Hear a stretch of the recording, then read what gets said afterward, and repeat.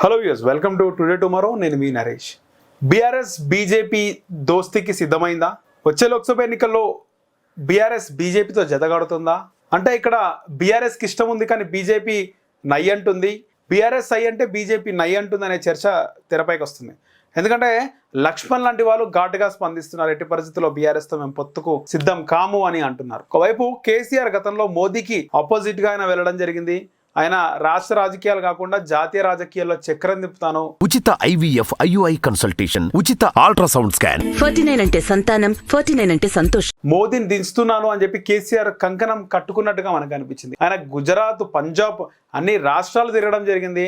ఆంధ్రప్రదేశ్లో కూడా ఆయన తోటా వెంకటేశ్వర్లు, ఒక మాజీ IAS అధికారిని అక్కడ ఆ పార్టీ బీఆర్ఎస్ పార్టీ ఆంధ్రప్రదేశ్ అధ్యక్షునిగా కేసీఆర్ నియమించారు. సో ఇలాంటి తరుణంలో బీఆర్ఎస్ సొంతంగా స్వరాష్ట్రంలోనే ఓడిపోవడం, ఇక జాతీయ రాజకీయాలకు వెళ్తే కేసీఆర్ అనుకున్న విధంగా సీట్లు వస్తాయా అనే డౌట్ ఉంది.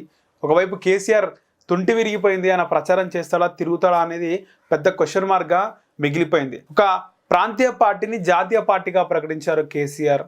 ఇక ఆయన మోదీకి అపోజిట్గా నేను తిరుగుతాను, కీ రోల్ ఉంటుంది నాది సెంట్రల్లో అని చెప్పి కూడా చెప్పడం జరిగింది. లాంటి కేసీఆర్ ఇప్పుడు బీజేపీతో జతగట్టడానికి సిద్ధమైండు అని చెప్పి తెలుస్తోంది.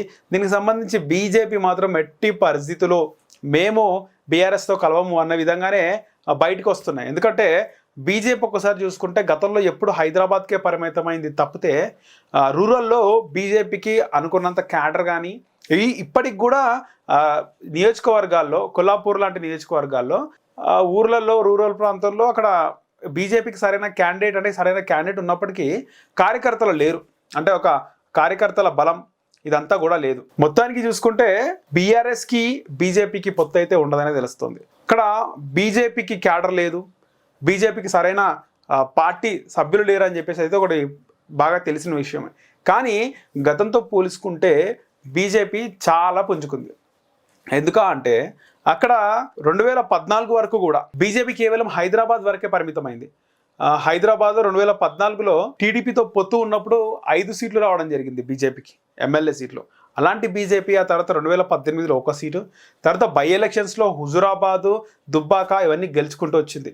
సో రూరల్లో కూడా బాగా స్ట్రాంగ్ అయింది. బండి సంజయ్ నాయకత్వంలో రూరల్లో ఎంత స్ట్రాంగ్ అయిందో అర్థమవుతుంది. సో బండి సంజయ్ ఆయన అధ్యక్ష పదవి నుంచి దిగిపోయినప్పటికీ మొత్తం 8 సీట్లు రావడం, ఎక్కువగా రూరల్ ప్రాంతాల్లోనే బీజేపీకి సీట్లు రావడం అనేది ఒక చర్చనీయాంశంగా మారింది రాజకీయంలో. అంటే ఇక్కడ కాంగ్రెస్ పార్టీ ప్రభుత్వంకి వచ్చినప్పటికి కూడా బీజేపీ గ్రాఫ్ అయితే పెరిగిందని చెప్పుకోవాలి.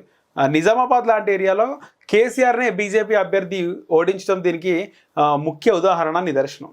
అలాంటి బీజేపీ ఇంకా బండి సంజయ్ లాంటి నాయకత్వం వచ్చేసి రాష్ట్రంలో ఇంకా ఎక్కువ ఫోకస్ చేస్తే కనుక వచ్చే ఎన్నికల్లో ఖచ్చితంగా 20 నుంచి 30 సీట్లు వచ్చే అవకాశం ఉంది అని చెప్తున్నారు రాజకీయ విశ్లేషకులు.